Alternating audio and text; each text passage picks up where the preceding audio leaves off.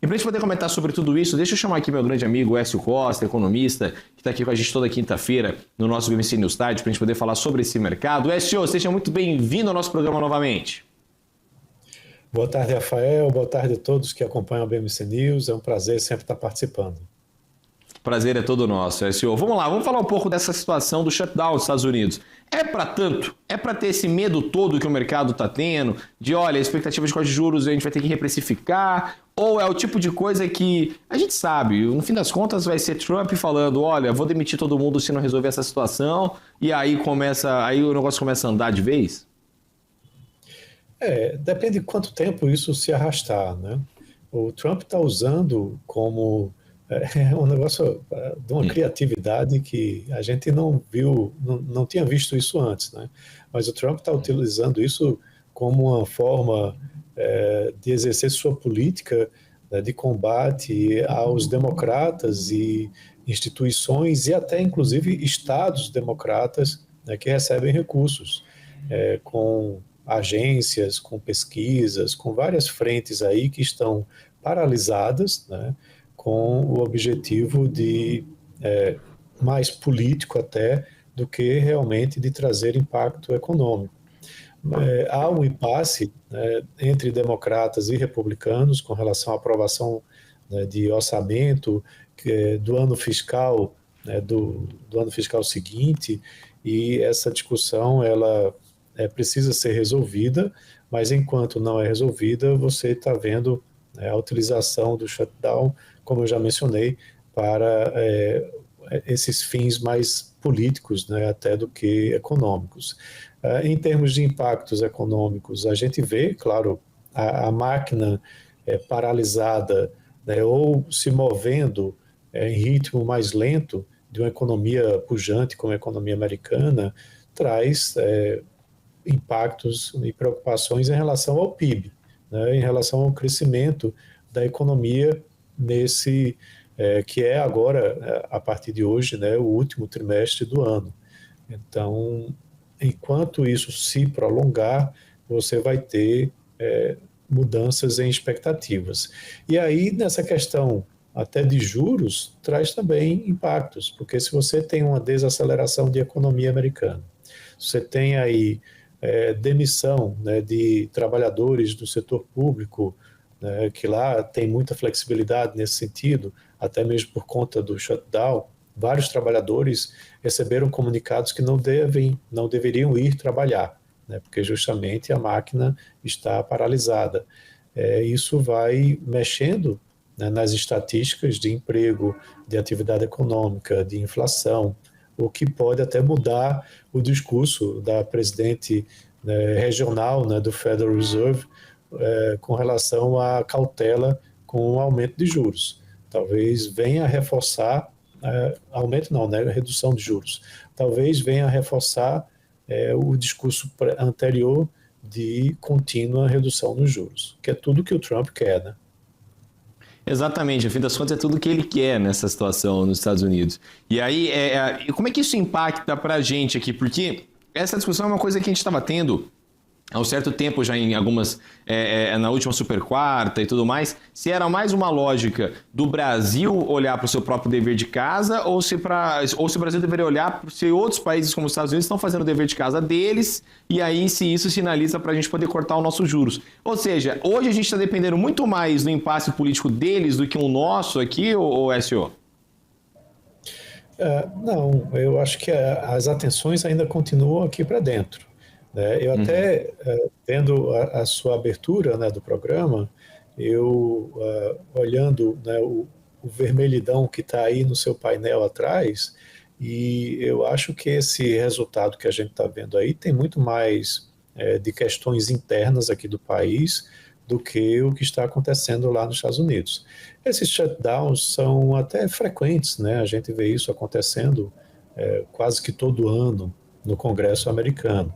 E aí tem muito bate-boca, tem muita discussão, em algum momento eles terminam flexibilizando. Os números da economia americana mostram, ou mostraram recentemente, um segundo trimestre bastante pujante, né? E, por outro lado, um núcleo de inflação que tem pressionado, mas um mercado de trabalho mais fraco. Então, isso encaminha para que haja novamente uma nova redução de taxa de juros, olhando principalmente a questão de mercado de trabalho. Aqui no Brasil, aí nós temos questões muito mais importantes e recentes que estão trazendo preocupações. Ontem você teve a votação, né, da isenção do imposto de renda para quem ganha até R$ 5.000 e há também uma redução, né, para quem ganha um patamar até 7.000 e poucos reais, não a isenção, mas há um fator de redução também, e com uma compensação sobre aqueles que ganham mais de R$ 50.000, que vai chegar até 10%, sendo 10% efetivamente para quem ganha mais de R$ 100.000, né, por mês ou 1.200.000 por ano. E aí isso traz um impacto em empresas listadas na Bolsa, né, também vai trazer um impacto sobre os investidores estrangeiros, né, que terão, independente da faixa de renda, a tributação sendo aplicada, né, como uma forma de contrapartida para a isenção dos que ganham até 5.000 e a proporcional para quem ganha até 7.000 e pouco. A conta é na casa dos 30 e poucos bilhões de reais, né, que traz o impacto de o governo estar abrindo mão de receita por um lado e procurando compensar por outro. Mas, por exemplo, os dividendos a serem distribuídos esse ano não serão tributados no ano que vem. Então, fica uma preocupação, né, de como que essa conta vai realmente fechar, e isso traz um impacto direto nessas empresas que pagam dividendos, né, e as que estão listadas na Bolsa, inclusive as que não estão listadas também, todas, né, e traz um impacto também de preocupação de que essa conta vai fechar ou não, né? E aí, como a gente está no trem da alegria, né, de aprovação de diversas medidas populistas, né, para garantir uma eleição do ano que vem, a discussão do dia é justamente a isenção, né, a gratuidade para o transporte de ônibus, que é uma conta muito maior, né, uma conta acima de 60 bilhões de reais, né, para uma economia que já tem um fiscal bastante fragilizado, né, como a gente viu os dados essa semana, é um impacto significativo e realmente com uma perspectiva muito mais eleitoreira, né, do que trazer realmente benefícios para a sociedade. Essa gratuidade, ela preocupa e muito. E aí, por outro lado, o ministro Haddad já também deu declarações hoje dizendo que LCI e LCA tributados é algo que precisa ser realmente colocado na pauta, aumentando a arrecadação. Então, o mercado não está gostando muito disso, e aí é onde eu chego à conclusão de que esses números vermelhos que você está observando e relatando aí tem muito mais a ver com essas questões domésticas internas nossas do que o que está acontecendo com o shutdown americano. E até trazendo nessa situação aqui no Brasil, né? A gente tem esse destaque importante, foi a aprovação na Câmara de um projeto que amplia a faixa de isenção do imposto de renda. Só retomando aqui o que o Wes estava falando, né, para a galera de casa. Então, esse imposto de renda agora está isento para quem ganha até R$5.000 por mês, além de um desconto para quem recebe até R$7.350. A medida agora segue ao Senado. Mas também, junto com toda essa situação, tem uma taxa implícita aí para dividendos, então que vão acabar sofrendo, né? Então, você tem aí um IR mínimo de 10%, taxa sobre dividendos e novas faixas aí que estão sendo colocadas, né? E isso tudo é o tal da taxação dos chamados super ricos, né? Então você teve aí o relatório do Arthur Lira, né, que inclusive é o relator da reforma do imposto de renda lá na casa, manteve a criação de um imposto mínimo progressivo de até 10% sobre rendimentos mensais superiores a R$50.000. Então, essa medida é conhecida como a medida da taxação dos super ricos. Você acha que isso pode acabar tirando um pouco a empolgação daquele investidor, do tubarão mesmo, né, do mercado, para investir no Brasil, ou SO? O investidor internacional ele vai ter é uma carga tributária muito mais elevada, porque para ele é os 10% flat, né? Para o investidor brasileiro, ele que ganha de 50 mil a mais, é uma faixa gradual, né? Então se torna 10% para quem ganha 100 mil reais ou mais, e aí realmente os super ricos, né? Os que têm hoje uma isenção na distribuição de dividendos, mas vale lembrar que o imposto de renda cobrado sobre pessoa jurídica aqui no Brasil já é muito alto. Então, por ser um imposto muito alto, é um dos mais altos do mundo, a isenção na distribuição de dividendos é uma política que foi adotada lá atrás e que termina combinando bem com o imposto de renda pessoa jurídica muito elevado que nós temos. Então, quando você acrescenta mais 10%, né, de cobrança, né, de imposto de renda pessoa física, né, isso se soma ao imposto de renda pessoa jurídica já muito alto, né, que eu mencionei, e aí para o investidor internacional isso é um banho de água fria, né, porque investir aqui no Brasil vai se tornar ainda mais caro. Preocupa também o seguinte, a gente tem uma tabela de imposto de renda que não é reajustada, corrigida, né, pela inflação desde 2015. Né? Então, se essa tabela fosse corrigida, essa faixa de isenção de quem ganha até 5 mil reais, ela já iria ser contemplada, né? E quem está ali naquela faixa que ganha acima dos 7.300 até os 50 mil reais, receberia um certo alívio no seu orçamento doméstico.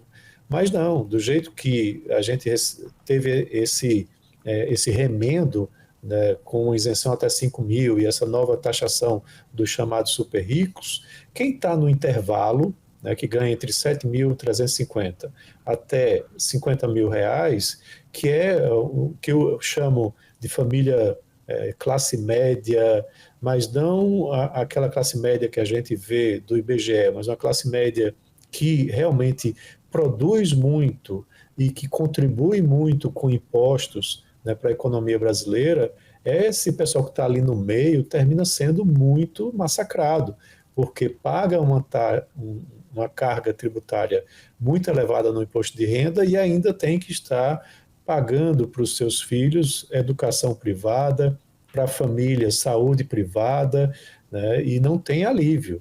Né? Então, o super rico ele se organiza, né, passa a investir lá fora, paga esses 10% mesmo, mas não vai ter um grande impacto no seu resultado, né, porque ele como se diz aí, o super rico.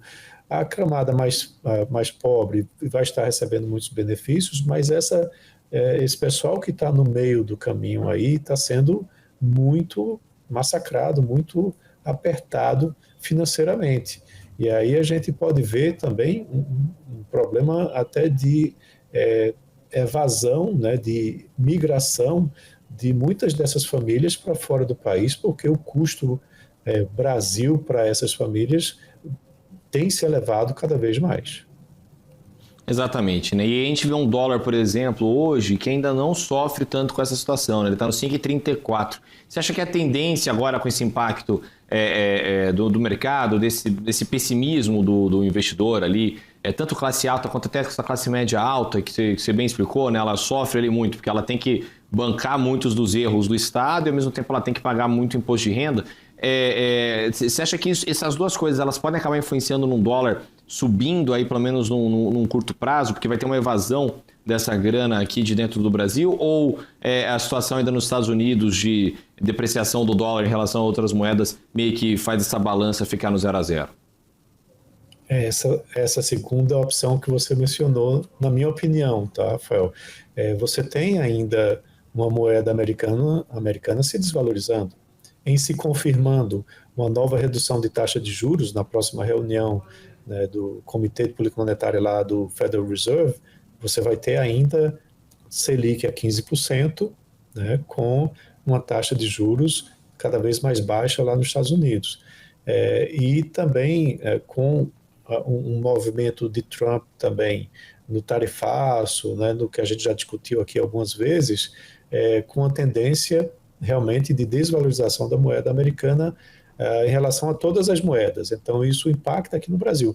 Talvez impacte menos, porque temos esses problemas fiscais aqui dentro, né, temos essas pressões, né, sobre a renda das famílias que eu mencionei, e aí isso pode ter uma redução menor, né, da desvalorização do dólar frente ao real por conta desses impactos, dessas questões internas. Exatamente. Écio, eu queria muito agradecer a sua presença aqui no nosso programa de hoje. Te espero, então, quinta-feira que vem com muito mais aqui no BMC News Tarde, tá certo? Sim, Rafael, até lembrando, né, semana que vem teremos IPCA, tá, muito importante, de setembro, e também balança comercial de setembro, que traz impactos relevantes nas contas externas daqui. E para finalizar, eu estou até muito feliz, Rafael, porque ontem, eu nunca faço propaganda aqui, mas eu ontem lancei a minha comunidade, Economia e Negócios com Écio Costa, né, onde essa entrevista da gente, por exemplo, vai ficar lá dentro semanalmente e vai estar sendo divulgada com os integrantes. Que bacana. E todo um conteúdo. Então, quem quiser mais informações, basta me encontrar nas redes sociais, procurando por Écio Costa. Boa. Écio, obrigado. Até semana que vem. Valeu demais. Tchau. Isso aí, depois vão lá, pesquisem lá o Écio, lá nas redes sociais e tudo mais. Tem muito conteúdo, claro, ele sempre tá aqui com a gente toda quinta-feira. Grande Écio Costa.